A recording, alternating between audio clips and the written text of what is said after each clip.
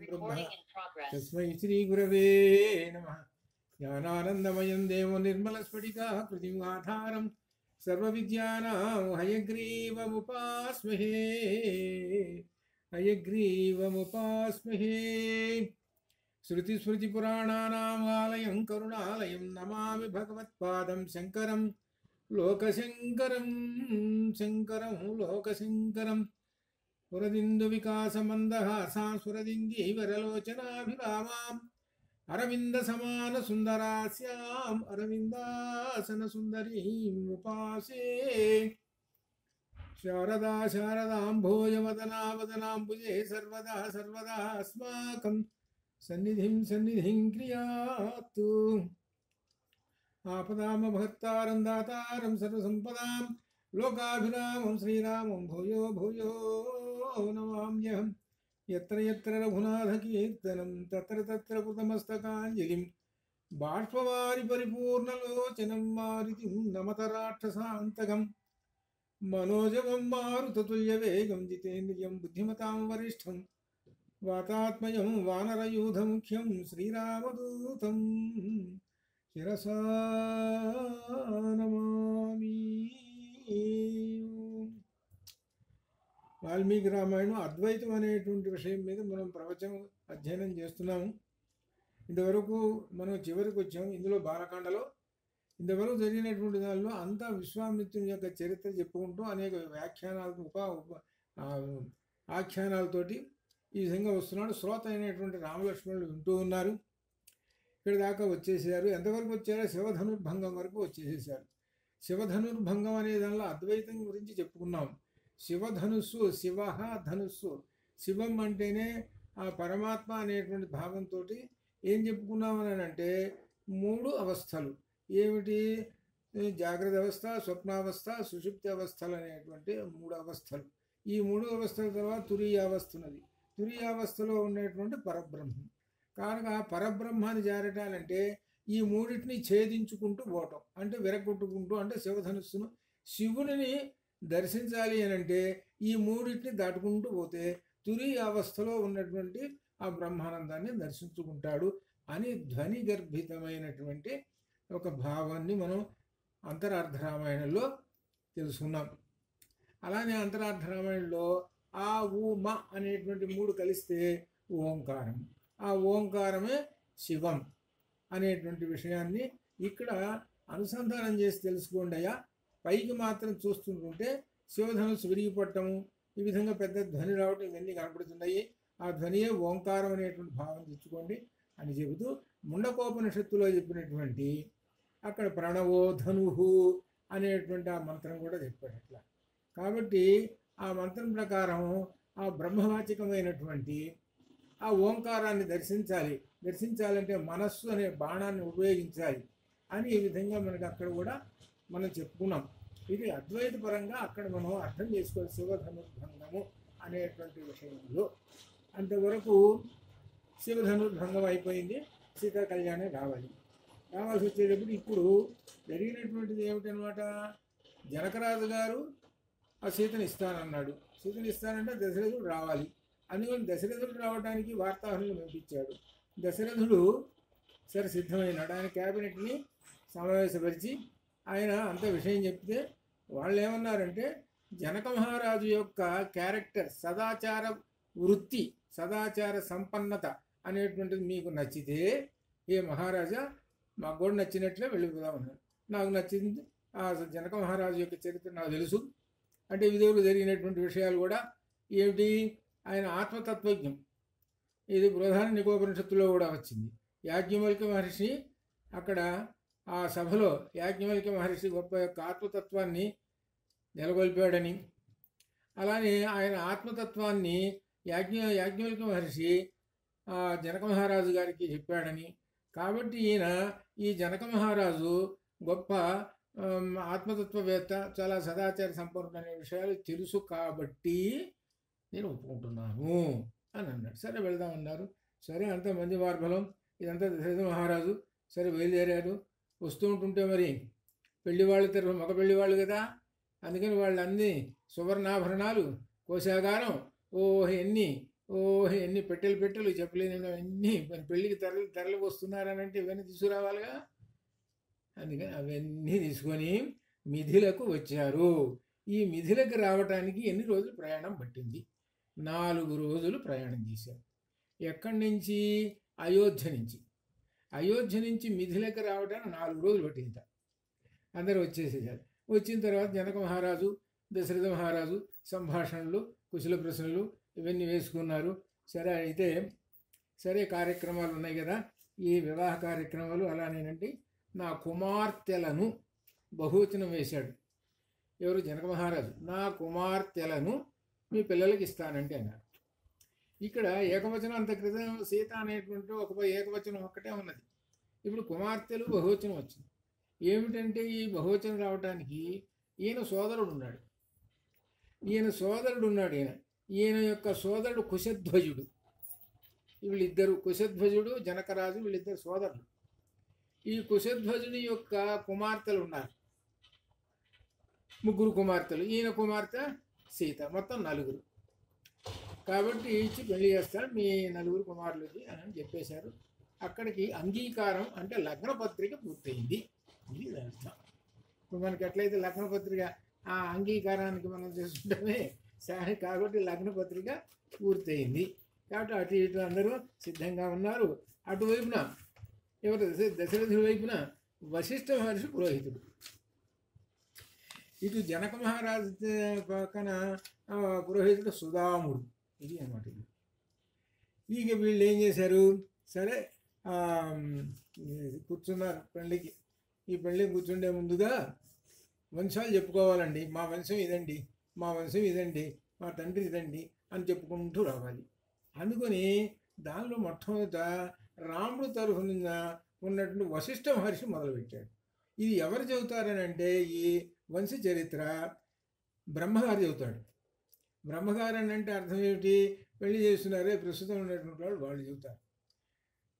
ఆ బ్రహ్మగారు మొదలుపెట్టారు, వశిష్ఠ మహర్షి వీళ్ళ యొక్క చరిత్ర చెబుతానేనండి అని ఇక్కడ మనం వినాలి.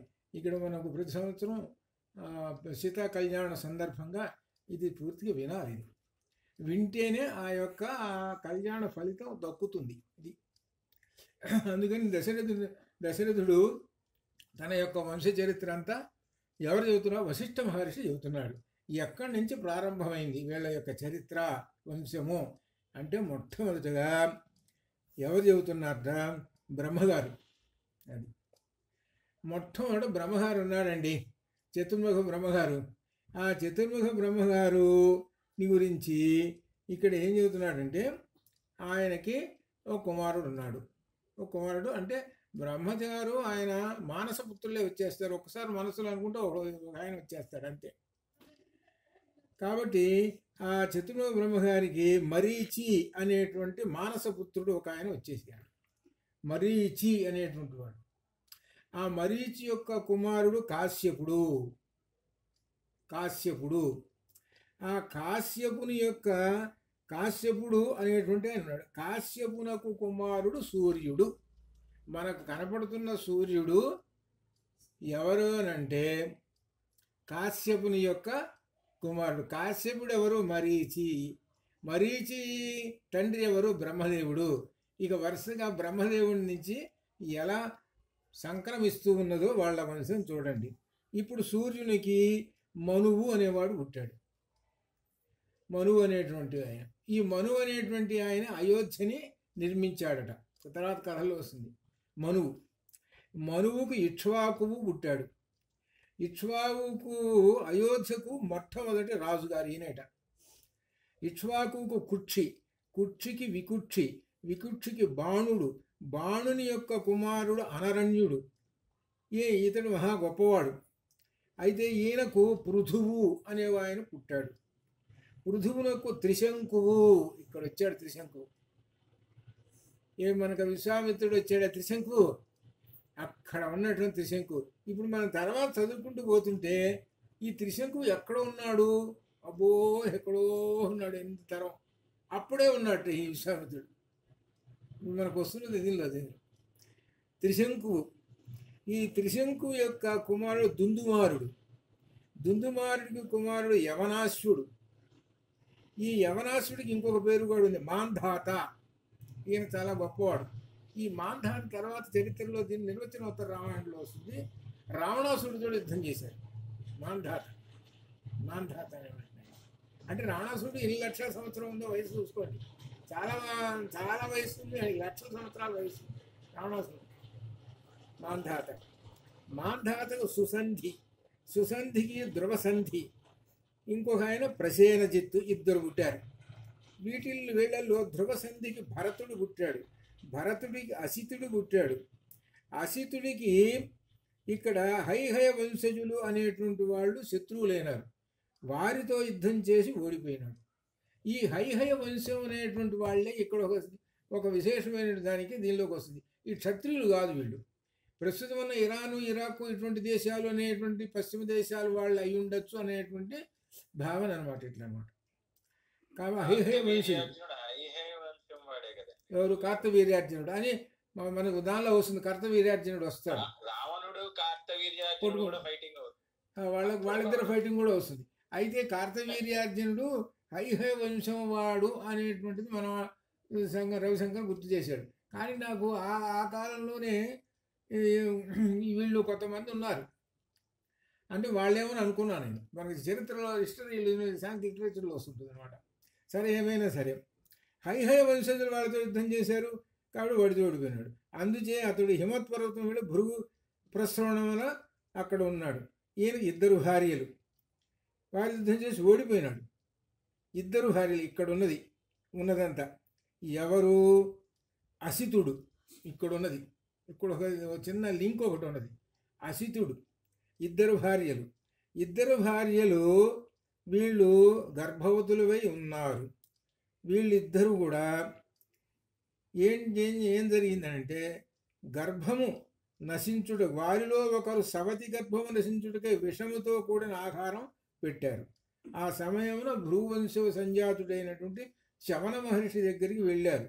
ఈ చవన మహర్షి అనేటువంటి ఆయన ఆయుర్వేదంలో చవన అనేటువంటి వస్తాడు. చవన మహర్షి ఆయన దగ్గర వెళితే హిమత్ పర్వతంలోకి వచ్చారు. రాజు భార్యలు ఇరువురు తమకు కుమారుడు కావాలని దివ్యవర్చస్సు గల చవనుడికి అడిగారు.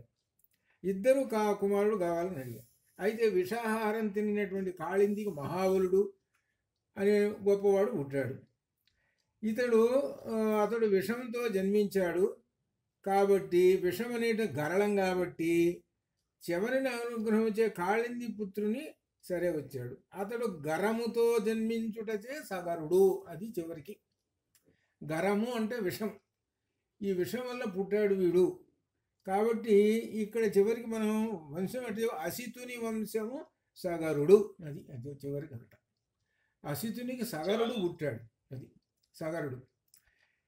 సరే, సగరుని కుమారుడు అసమంజసుడు. చవనప్రాస, అదే చవనప్రాస. అవును, అదే వైదికంలో ఆయుర్వేదంలో వస్తుంది చవనప్రాస. అది ఆ చవనం మనకు భారతంలో కూడా చవనుడు వస్తాడు, భారతం ఆదిపర్వంలో వస్తాడు. అంటే చవన మనిషి యొక్క చరిత్ర అట్లా అనమాట. అది ఇప్పుడు సగరుడు. ఆ సగరుని కుమారుడు అసమంజసుడు. ఈయన కుమారుడు అంశుమంతుడు. అంశుమంతుని కుమారుడు దిలీపుడు. ఈ దిలీపుని చరిత్ర మనం చదువుకున్నాం. ఇది ఆవుకి ఆయన సేవ చేయటం ఇదంతా ఉన్నది. దిలీపుని కుమారుడు భగీరథుడు. ఇక్కడే గంగను తీసుకొచ్చాడు. మనకి ఎంత క్రితం ఈ గంగావతరణంలో వచ్చింది. అంటే గంగావతరణం రాకముందు ఎంతమంది ఉన్నారో చూడండి వీళ్ళందరూ. అంటే అప్పటిదాకా గంగ లేదు, అప్పటిదాకా ఈ భూమి మీద గంగ లేదు. ఈ రాజులందరూ పరిపాలిస్తున్నారే, అప్పటిదాకా గంగ లేదు. హిమవత్ పర్వతం మాత్రం ఉంది కానీ గంగ మాత్రం లేదు. అయితే భగీరథునికి కకుత్సుడు, కకుత్సునికి రఘు మహారాజు, రఘు కుమారుడు ప్రవృద్ధుడు. అతడు వశిష్ఠుని శాపముచే, తన వంశంలో అంటే తన అర్థం తనే పురోహితుడు అయినా కానీ వశిష్ఠుడు తన రాజుని శాపం పెట్టేస్తాడు. అంటే వీళ్ళు అప్పటి కాలంలో ఏంటంటే రాజైనా సరే తన వంశం వాడు తన పురోహితుడు అయినప్పటికీ ధర్మం అనేది ప్రధానమైన విషయం. ఏ ధర్మానికి లోపమైనా సరే శాపం పెట్టేశాడట. ఏమని శాపం పెట్టాడా రాజుగారికి? నరమాంస భక్షకుడి వైపోరా అని పెట్టాట. ఎవరికి? ఈ రఘు కుమారునికి ప్రవృద్ధుడికి అని పెట్టాడు. నరమాంస భక్షకుడు అయిపోరా అన్నట్ట.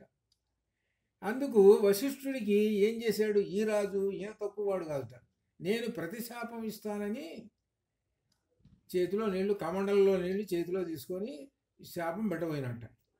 శాపం పెట్టబోయేటప్పటికి అప్పుడు ఆ సందర్భంలో భార్య అన్నదిట, అయ్యా శాపం పెట్టవాకు, ఆయన శాపం పెట్టిన తర్వాత ఉండేటువంటి వాళ్ళు ఉన్నారు కదా, మరి కుల గురువు కదా, వశిష్ఠుడు కదా, పెద్ద ఇబ్బంది మనకే వస్తుంది, శాపం పెట్టవాకు అని అనేటప్పటికీ ఆ నీళ్ళని తన పాదం మీద పోసుకున్నాడు. అందువలన ఆయనకి పాదం మీద ఆ నీళ్లను పోసుకున్నాడు. కల్మాషపాదుడు అని పేరు వచ్చింది. అది కల్మాషపాదుడు అని.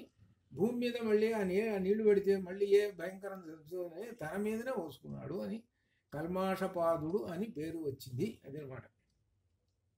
కాబట్టి ప్రతిశాపం ఇవ్వకుండా తన పాదంలో పోసాడు, చివరి కల్మాషపాదుడు అనేటువంటిది వచ్చింది ఈయనకి. ఇక కల్మాషపాదునికి శంఖణుడు అంటే అప్పటికి ఇంకా భూలోకంలో గంగానది ఉంది. గంగానది అప్పుడు ఉంది అనమాట. శంఖణునికి సుదర్శనుడు, సుదర్శనునికి అగ్నివర్ణుడు, అగ్నివర్ణునికి శీఘ్రకుడు, ఇతనికి మరువుకు ప్రసృకుడు, ఇతనికి అంబరీషుడు. అంబరీషుడు మనకు భగవద్గీతలో కూడా వస్తాడు. మనకి ఇంత క్రితం కూడా అంబరీషుడు వచ్చాడు.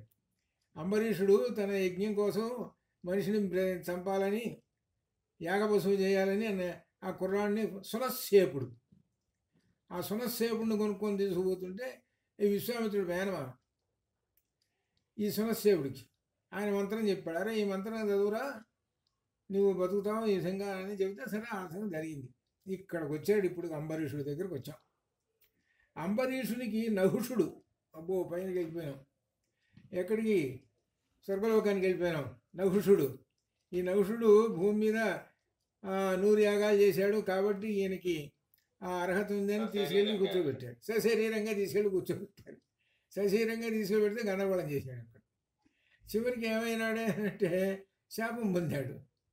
అంటే దానిలో ఏమిటనంటే వాసన అనేటువంటిది ఎంత యజ్ఞాలు చేసినా వాసన అనేది గనక ఉంటే అలా జరుగుతుంది అనేటువంటిది. అందుకనే యజ్ఞం చేస్తే చిత్తశుద్ధి కలుగుతుంది. చిత్తశుద్ధి కలిసింది అని అంటే వాసన లేదు అని అర్థం. అది కాబట్టి వీళ్ళు ఏంటి, పూర్వకాలంలో చిత్తశుద్ధి కలగటానికి నిష్కామ కర్మతోటి యజ్ఞం చేయము అని ఇప్పుడు రాస్తున్నటువంటి ఈ శంకర విజయంలో వచ్చింది. పద్మపాదాచార్య చెబుతాడు, నిష్కామ కర్మతో నీవు యజ్ఞ కార్యక్రమం చేయము. కానీ ఇప్పుడు ఎంతమంది చేస్తున్నారు, సకామ కర్మలే అన్నీ. నేను చండీ యాగం జరిగింది, మొత్తం సకామమే. సకామంతో ఉంటేనే ఆడెవడన్నా వచ్చి కూర్చుండే, లేకపోతే కూడా కూర్చోడు.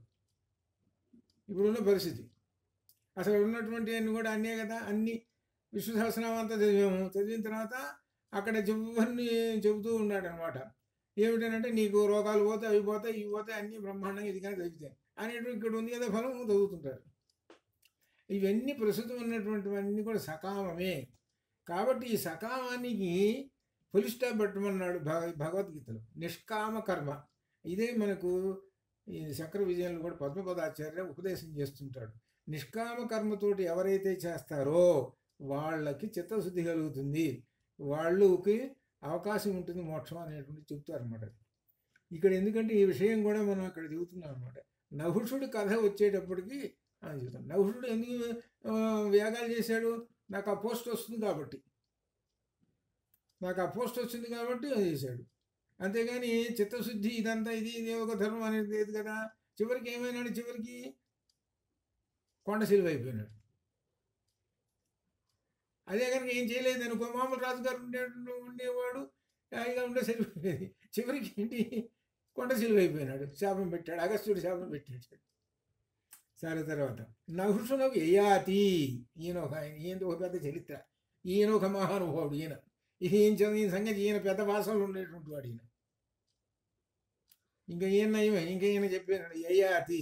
యయాతి అనేటప్పటికి శుక్రాచార్యుని యొక్క కూతురు దేవయాని, శర్మిష్ఠ, ఇవన్నీ చూసుకుంటే ఓహో ఈయనకు 4 పిల్లలు. ఈ 4గురిలో ఒకళ్ళు ఇక్కడ ఇండియాలో ఉన్నారు, మిగిలిన 3 ఇరాన్కి కంట్రీస్ పంపించేశాడు. అప్పుడే దానిలో అర్థం దానిలో తెలిసిపోతుంది. అప్పుడే ఆ దేశాలు పరిపాలించుకొని పోంటారు వాళ్ళే వాళ్ళు. ఇప్పుడు ఆ యూదులు ఉన్నారే, యూదులు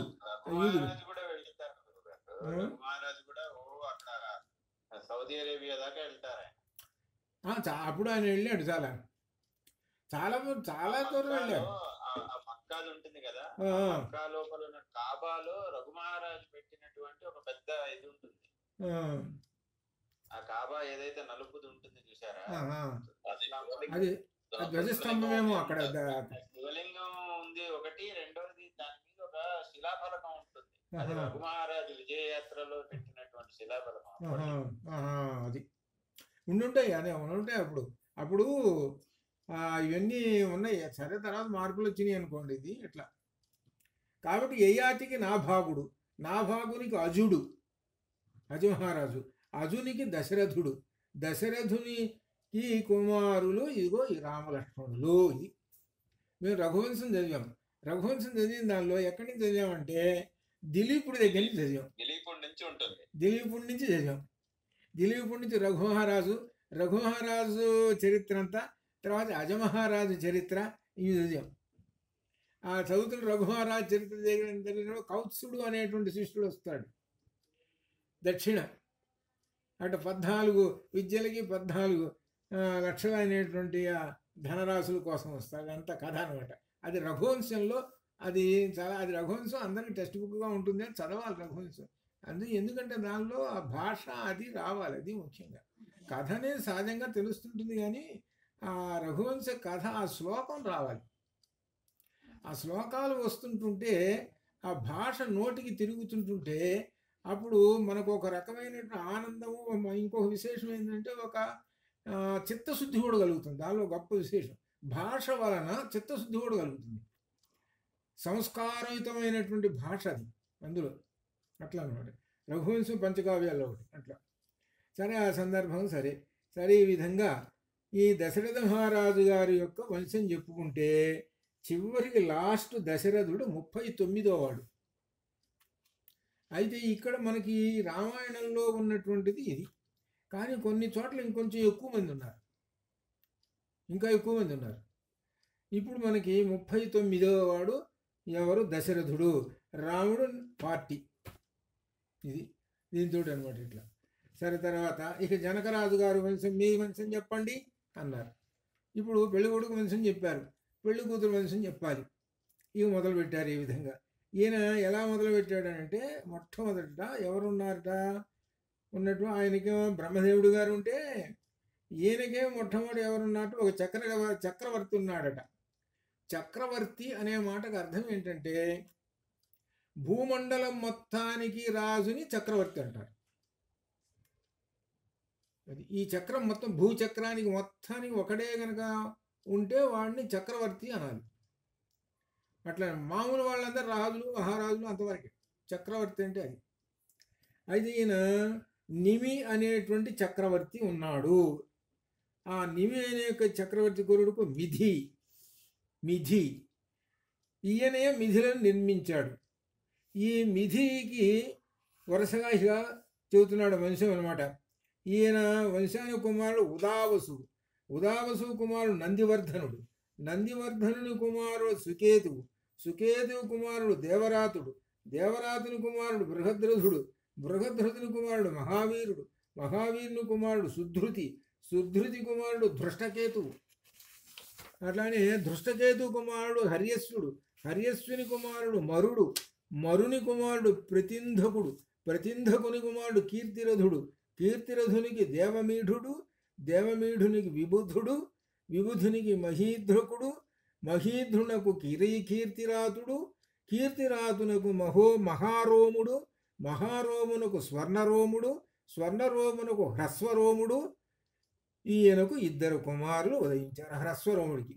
వారిలో నేను పెద్దవాడను జనకరాజు.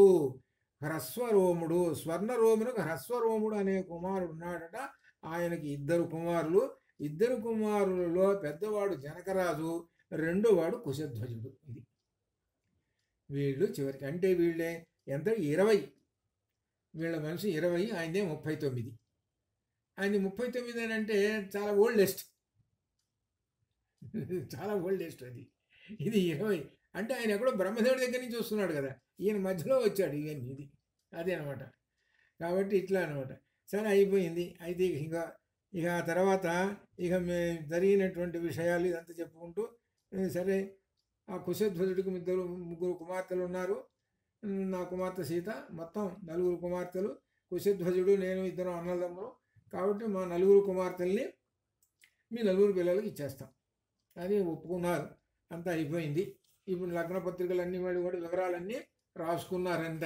ఆ వివరాలన్నీ రాసుకొని మహానక్షత్రం అయ్యా ఇవాళ పుబ్బ తర్వాత పూర్వ ఫల్గుని తర్వాత ఉత్తర ఫల్గుని వస్తుంది. 3వ రోజు ఉత్తర ఫల్గుని రోజున మ్యారేజ్, వివాహము ఉత్తర ఫల్గుని రోజున అని చెప్పుకున్నారు. అయితే వివాహానికి ముందుగా చేయవలసినటువంటి ఒక వైదిక కర్మ ఉన్నది. దాన్నే నాంది శ్రాద్ధము అంటారు. ఈ నాంది శ్రాద్ధం అంటే అసలు అర్థం ఏమిటంటే, శ్రాద్ధము అనేటప్పటికి మన తద్దినం గుర్తుకొస్తుంది.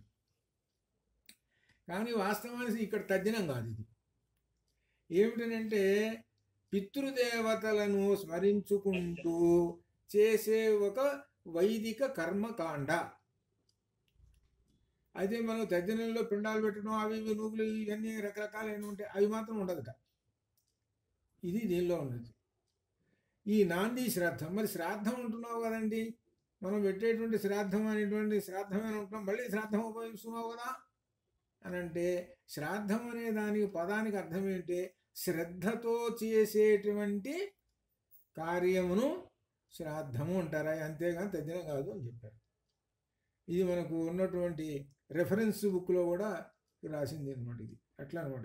కాబట్టి పితృదేవతల్ని ఆరాధించడం ఒక మాట చెప్పుకోవాలంటే అది. మనం ఎట్లయితే దేవతలను ఆరాధిస్తామో పితృదేవతలను కూడా ఆరాధించడం, దీన్ని నాంది శ్రాద్ధము అని అంటారు అన్నమాట. సరే, వీళ్ళు నాంది శ్రాద్ధం చేయాలన్నమాట. ఇట్లా ఈ శ్రాద్ధం నాంది శ్రాద్ధం అంతా చేసుకున్నారు. సరే, నిర్వహించేసేసారు.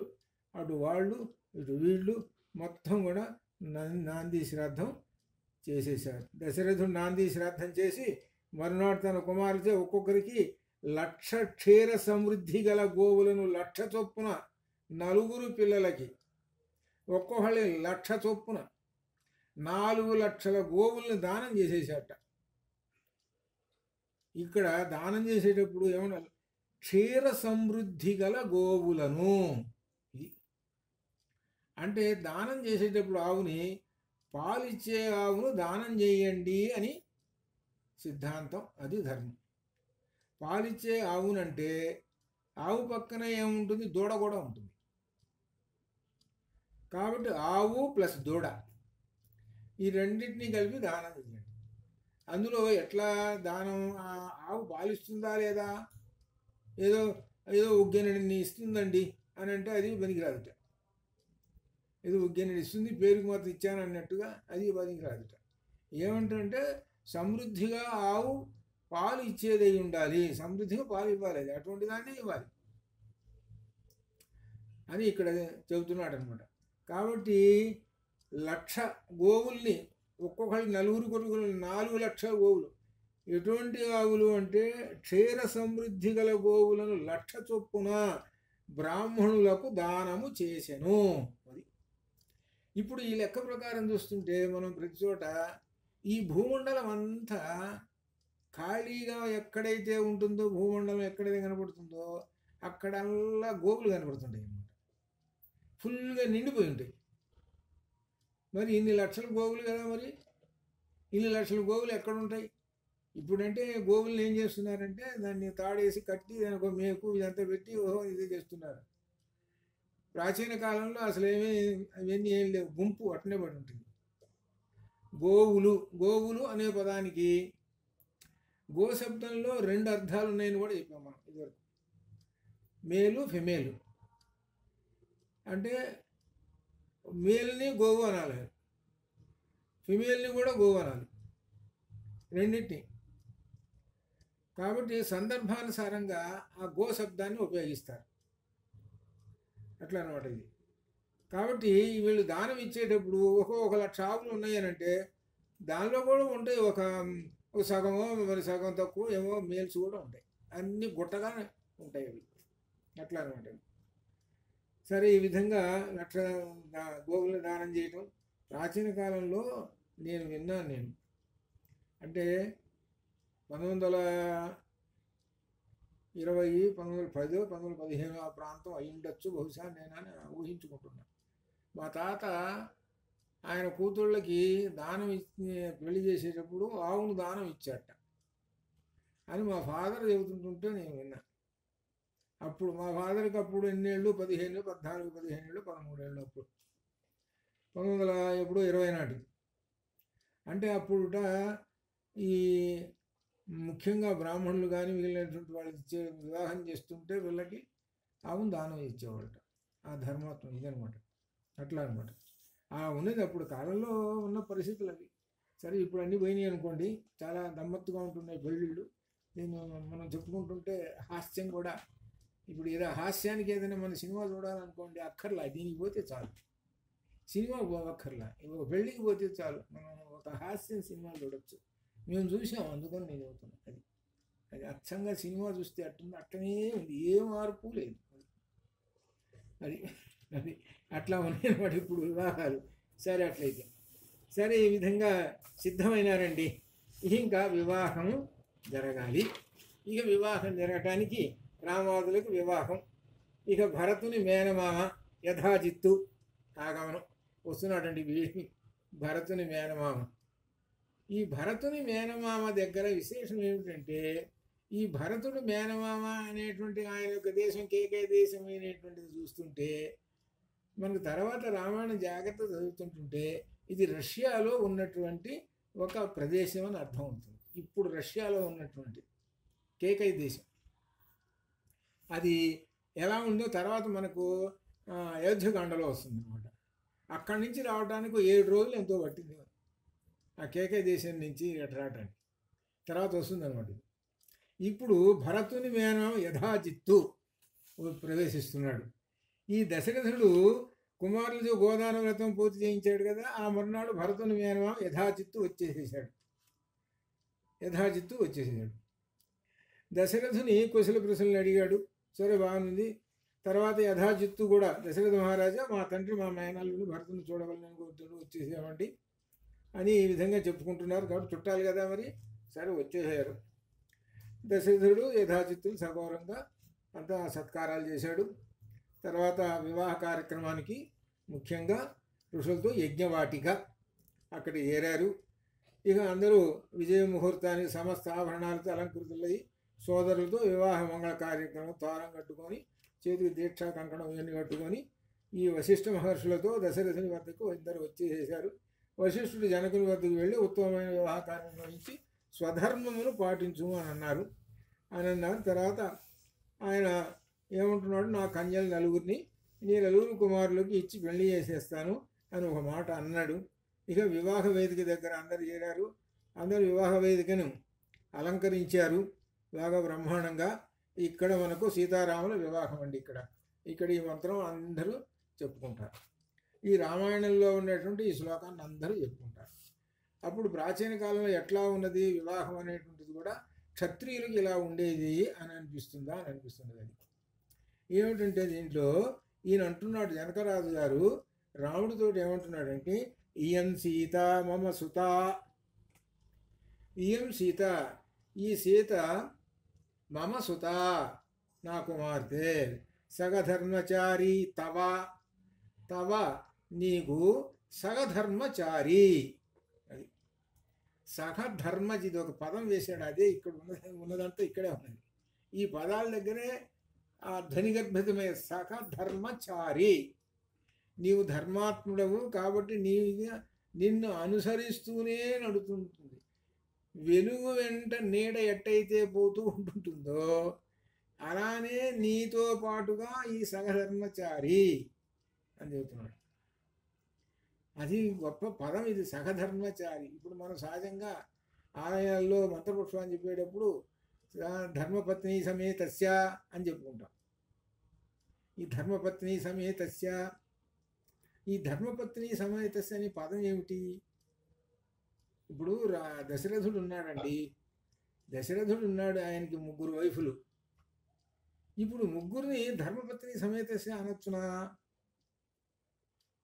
లేదంటానికి లేదు, వాళ్ళకి ఆ టైటిల్ లేదు. వాళ్ళకి కౌశల్యకి ఒక్కళ్ళకే ధర్మపత్ని సమేతస్య అన్నది, మిగిలిన ఇద్దరికి లేదు. అందుకని ఎవడో భార్య ఎటువైపు కూర్చోవాలి, ఎడం వైపు కూర్చోవాలి. ధర్మపత్ని ఎడం వైపు కూర్చోవాలి, కుడివైపు కూర్చోకూడదు. కుడివైపు కూర్చోవాల్సినటువంటి వాళ్ళు ఇక మధ్యలో జయించుకొని తెచ్చుకుంటారే.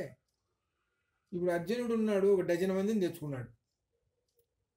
ఏంటి ఆదేశం పోయి అట్ట తెచ్చుకున్నాడు. వీళ్ళందరూ కుడివైపు కూర్చుండేటువంటి వాళ్ళు, ధర్మపత్రులు కాదు వాళ్ళు. ఇదనమాట ఇది. అందుకని ఆ ధర్మపత్ని అనేటువంటి ఆమెకు పవర్స్ ఉంటాయి.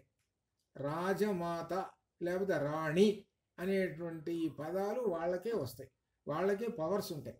రాజుగారి పవర్స్ ఉన్నట్టుగానే ఈ భార్యకు కూడా పవర్స్ ఉంటాయి పూర్వకాలం అట్లా.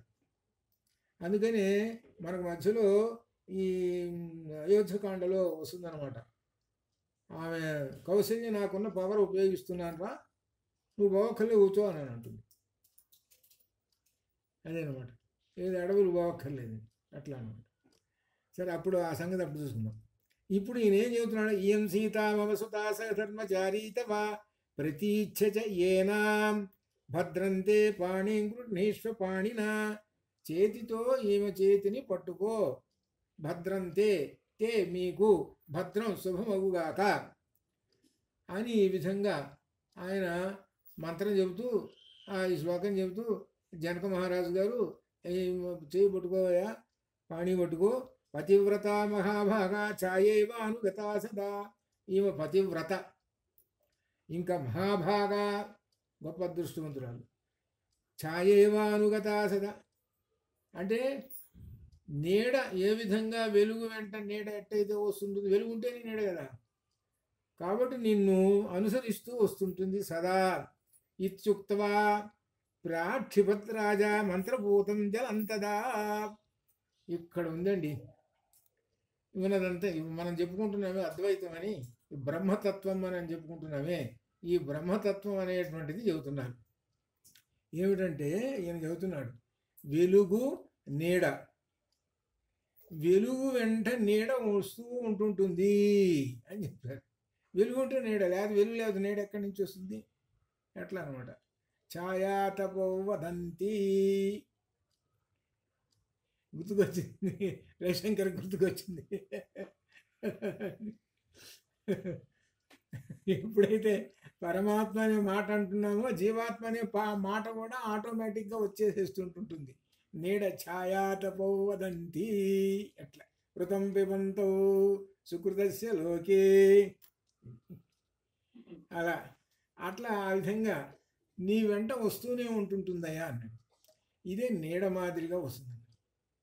అదే మనకి చండీలో ఏమొచ్చింది అని అంటే, ఇక్కడ ఉదాహరణగా కూడా ఏమొచ్చిందంటే, యాదేవి సర్వభూతేషు ఛాయారూపేణ సంస్థిత నమస్తస్యై నమస్తస్యై నమస్తస్యై నమో నమః. ఛాయారూపేణ, ఛాయా అంటే నీడ, నీడ ఏంటయ్యానంటే జీవాత్మ. ఈ ఛాయారూపేణ ఎక్కడ ఉన్నది అని అంటే అయ్యవారి దగ్గరే కూర్చుంది. అదే చండీ సప్తశతిలో ప్రారంభంలోనే అయ్యవారు అమ్మవారు ఇద్దరు కనపడతారు. అయ్యవారిని నిద్ర ఉంచుతున్నది ఎవరు? అమ్మవారు, మహామాయ. మహామాయ. అయ్యవారు ఎవరయ్యా? విష్ణుమూర్తి, నారాయణుడు. ఈమె నారాయణి. ఇదిగో ఇది ఇది ధ్వని, ఇందులో ఉన్నటువంటిది పట్టుకుంటే ఇది ఇక్కడ జరిగింది. తర్వాత మధుకైటభులు, ఇదంతా సరే కార్యక్రమం, పురాణ కార్యక్రమం ఇవన్నీ. కానీ వాళ్ళిద్దరు చూసుకోండి, మహామాయ ఉన్నది. ఆ మహామాయ ఇది మహావిష్ణువుని మహామాయ ఆవరించి ఉన్నది. అలానే ఇక్కడ కూడా ఆయన చెబుతున్నాడు, నీ వెంటనే వస్తూనే ఉంటుందయ్యా. ఎలా అంటే నీడ వెంట, వెలుగు వెంట నీడ ఎట్లయితే ఉంటుందో నిన్ను ఎల్లప్పుడూ అనుసరిస్తే ఉంటుంది. నీ మాటని ఏమాత్రం జవదాటదు, నీవు ఎట్లనో అంతే. అది అంత ఇదిగా చెబుతున్నాడు. చూడండి ఎంత కంప్లీట్గా అప్పచెప్పేస్తున్నాడు. ఎవరు? జనక మహారాజు గారు తన కూతుర్ని ఏమాత్రం తాను మధ్య మధ్యలో నా మాట ఉంటుందిలే, అప్పుడప్పుడు మా ఇంటికి వస్తుందిలే, ఇటువంటి చెబుతున్నాడా? సరే ఇప్పుడు ఎందుకంటే ఇప్పుడు ఉన్నాయన్నీ వేరు కదా, ఇప్పుడు అన్నీ ఇప్పుడు దీనికి ఏవే చెప్పుకుంటున్నా అవన్నీ వ్యతిరేకంగా ఇప్పుడు జరుగుతున్నది అన్నీ అవేగా, అదే అనమాట ఇది. అట్లా అనమాట ఇది. అలా ఎందుకండి ఇయం సీత మమ సుతా సగధర్మచారీ తవ ప్రతీచ్ఛ, ఇచ్ఛ అని అంటే కోరిక, మీ ఏనా భద్రంతే పాణిం గృహిణీష్వ పాణినా పతివ్రత మహాభాగా ఛాయేమానుగతా సదా ఇత్యుక్త్వా ప్రార్థిపత్ రాజా మంత్రభూతం జలం తదా. ఆ నీళ్లు కొట్టుకున్నాడు. ఆ నీళ్లు ఎవరి దీనిలో పోసాడు? ముందు మొట్టమొదటిగా తన నీళ్లు అమ్మవారి చేతిలోకి, ఆ చేతిలో నీళ్లు మళ్ళీ రాముడి చేతిలోకి లాస్ట్లో ఇట్లా రావాలి. అంటే పైనుంచి వస్తూ ఉన్నాయి అంతే అనమాట. వస్తూ చివరి కింద చెయ్యి ఎవరిది? లాస్ట్ చెయ్యి రాముడి చెయ్యి. అట్లా అనమాట పట్టుకున్నాడు. సరే ఇప్పుడు సరిదవుతుంది. ఆ సమయంలో దేవతలు దుందుహులు ఊహించుకోవటం, ఓహో వాళ్ళ ఇది అంతా చెప్పలేము. అట్లనే లక్ష్మణుడు ఉన్నాడు. లక్ష్మణ రావయ్య నీకు ఇస్తున్నాను ఊర్మిళని అన్నాడు. ఊర్మిళని ఇచ్చేసాడు. ఆ తర్వాత ఇక వరుసగా భరతుడిని పిలిచాడు, రావయ్య మాండవిని ఇచ్చేసేసాడు. ఆ తర్వాత శత్రుఘ్నుడు రావయ్య శృతకీర్తిని ఇచ్చేసేసాడు. ఇప్పుడు 4 పెళ్ళిళ్ళు అయిపోయినాయి. 4 పెళ్ళిళ్ళు పూర్వ ఫల్గుణి తర్వాత ఉత్తర ఫల్గుణి రోజున అయిపోయింది నక్షత్రం. కొంతమంది ఏం చేశారంటే ఈ ఫల్గుణి నక్షత్రాలని ఇవన్నీ లెక్క కట్టుకొని ఏది జ్యోతిష్ చక్రం వేసుకొని ఒకసారి దీనిలో తోట పుస్తకంలో నేను రాస్తే వాళ్ళు డేట్స్ తోటి సహా రాశారు.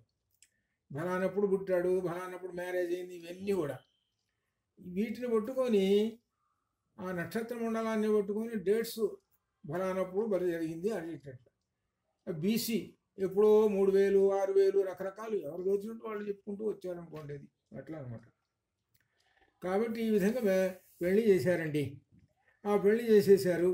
ఇక అయిన తర్వాత ఇక్కడ ముఖ్యమైనటువంటి శ్లోకం అందరికీ మీకు అందరికీ కంఠస్థం వస్తే ఆ పుణ్యఫలం దక్కుతుంది. జానక్యా కమలామలాంజలి పుటేయా పద్మరాగాయిత న్యస్తారాఘవమస్తకే చ విలసత్కుంద ప్రసూనాయిత స్రస్తా శ్యామలకాయ కాంతి కలిత యా ఇంద్రనీలాయిత ముక్తాస్తా శుభదా భవంతు భవతాం శ్రీరామ వైవాహికా. ఇది శ్రీకృష్ణుని రామకర్ణామృతంలోది. ఈ రామకర్ణామృతంలో చెప్పినటువంటి చాలా గొప్పమైన మనోహరమైనటువంటి దృశ్యం ఇది. ఈ దృశ్యం యొక్క అర్థం ఏమిటనంటే జానకీదేవి రాముల వారు ఇక్కడ ఏమిటనంటే ఈ తలంబ్రాలు పోసుకోవడం అనేటువంటి ఒక ఘట్టం ఇది. ఈ తలంబ్రాలు ఏంటి? ముత్యాల తలంబ్రాలు అని అంటాం. ముత్యం ఎట్లా ఉంటుందయ్యా అనంటే తెల్లగా ఉంటుంది. ఈ అమ్మవారు ఏం చేస్తున్నది? అమ్మవారు తన దోశలతోటి ఆ ముత్యాలు తెల్లని ముత్యాలు తీసుకుందండి.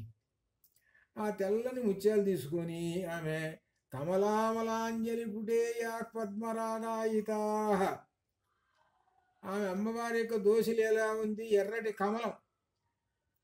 ఈ తెల్లగా ఉన్నటువంటి ఈ ముత్యాలు దోశల్లో తీసుకునేటప్పటికి ఈ ముత్యాలు ఆ చేతికి ఉన్న కమలం ఎర్రంగా ఉంది కదా, ఇవి కూడా ఎర్రంగా కనపడుతున్నాయి.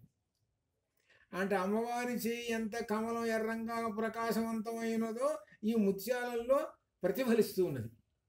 చేతిలో ఏముందయ్యా అంటే ముత్యాలు ఎర్రంగా ఉన్నాయండి ఉంటున్నాయి. ఆమె ఏం చేసింది? అవి న్యస్తారాఘవమస్తకేచ రాముని యొక్క శిరస్సు మీద అలా ఆ దోషులు ఇలా పోసి ఆ దోషుల్లోంచి జారిపోతున్నాయి కదా. మరి జారిపోతే అప్పటిదాకా దోషుల్లో ఎంతసేపు ఎర్రంగా ఉంటాయి. దోషుల్లోంచి జారిపోయేటప్పుడు కూడా దాని యొక్క రూపం తెల్లంగా ఉంటాయి కదా మరి మామూలుగా. మరి ఎవరి శరీరం మీద పోసింది? ఎవరి నెత్తి మీద పోసింది? రాఘవమస్తకేచ. అప్పుడు విలసత్కుంద ప్రసూనాయితా. అవి మల్లె మొగ్గలు మాదిరే తెల్లంగా కనబడుతున్నాయి. కొంచెం తల కొంచెం ఎత్తుగా ఇట్లా ఇట్లా పోస్తుంటే తెల్లంగా కనబడుతున్నాయి, మల్లె మొగ్గల్లా కనబడుతున్నాయి. ఆ ఎరువుదనం పోయి మల్లె మొగ్గలు తెల్లగా కనబడుతున్నాయి. అందరూ చూస్తున్నారట. చూస్తున్న తర్వాత మళ్ళీ చూస్తున్నారు వాళ్ళు. స్రస్తాశ్యామలకాయ కాంతి కలిత. అరే తెల్లగా ఉన్నటువంటివి రాములు వారి నెత్తి మీద వేసేటప్పటికి తెల్లగా ఉన్నాయి. కాస్త ఎలా ఉన్నాయి అంటే శ్యామలకాయ కాంతి కలితాయ ఇంద్ర నీలాయిత. రాముల వారు నల్లంగా శ్యామవర్ణం కదా, ఆ తెల్లని ముత్యాలు శ్యామవర్ణంలాగా అయిపోయినాయిట. చివరి జల రాలుతున్నాయిట. ఏమిటి శ్యామవర్ణం ఉన్న ముత్యాలు ఆ శరీరం మీద నుంచి కిందకి రాలుతూ ఉన్నాయిట. అట్లా నెత్తి మీద నుంచి కింద రాలుతున్నాయిట. అంటే వీళ్ళ యొక్క కాంతులు ఆ ముత్యాలలో ప్రతిఫలించి అందరికీ ఏ విధంగా కనబడుతుంది చూడు. రాముల వారి యొక్క కాంతి అంతా ముత్యాలలో ప్రతిఫలించింది. అలానే అమ్మవారి యొక్క కాంతి అంతా కూడా ముత్యాలలో ప్రతిఫలించింది. కాబట్టి వీళ్ళ యొక్క కాంతులు ఇలా ప్రకృతిలో ప్రతిఫలిస్తూ ఉన్నాయి. ఇది అర్థం. ప్రకృతి అంతా వీళ్ళ యొక్క కాంతితో లీనమైపోయింది. ప్రకృతి అంతా రామ సీతారాములతో నిండిపోయింది. యా ఇంద్ర నీలాయిత ముక్తాస్తా శుభదా భవంతు. ముక్తా అంటే ముత్యాలు. అటువంటి ముత్యాలు శుభదాహ మీకు శుభకరములు ఇచ్చుగాక. ఏ సందర్భంలో? శ్రీరామ వైవాహికా.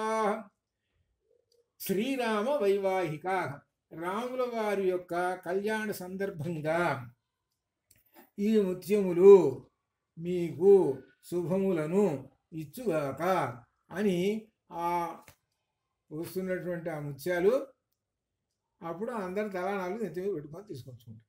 ఇక్కడ ఒక విశేషం ఉంది. ఇక్కడ ఏంటంటే అమ్మవారు తన యొక్క కమలము లాంటి దోశలతోటి ఉన్న ఆ ముత్యాలను అయ్యవారి నెత్తి మీద పోస్తున్నాడు. ఏంటి అయ్యవారు వీడా? ఇక్కడ ఇదే అసలు పట్టుకోవాల్సిందే. అదే అయ్యవారు పోస్తున్నట్టు ఇది చెప్పలేదే కవి. అయ్యవారు చెప్పలేదు కవి చెప్పలా. ఎవరు ఈమె? సీతా మహాలక్ష్మి ప్రకృతి. ప్రకృతి తాదాత్మ్యం చెందుతున్నది. ప్రకృతి దగ్గర చేరింది అది. అందుకు ప్రకృతి చేయడం మహా. అందరినీ ఏమిటనమాట, ఆమె ఆ దోశలతోడు పోస్తూ అయ్యవారి నెత్తి మీద ఆ ఆనందాన్ని అనుభవిస్తూ కూర్చున్నాడు. అయ్యవారు ఏమో చల్లగా బాగుందిలే, ముత్యాలు బాగున్నాయిలే అని కూర్చున్నాడు ఆయన. అంటే ఏమిటి? ఆమె నెత్తి మీద పోస్తుంటుంటే చాలా బాగుందిలే అని హాయిగా కూర్చున్నాడు. ఆనందంగా ఉంది అది అర్థం. మొట్టే అధికారం ఒకళ్ళకి. అది అది అర్థం. మొట్టే అధికారం, నెత్తి మీద మొట్టే అధికారం ఒకళ్ళకి ఉంది.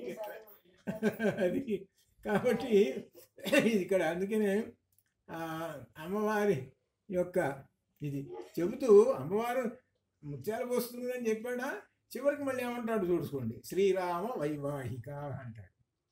రాముల వారి కళ్యాణంలో ఈ ముత్యాలు మీకు శుభములను ఇచ్చుగాక అని అంటున్నారు.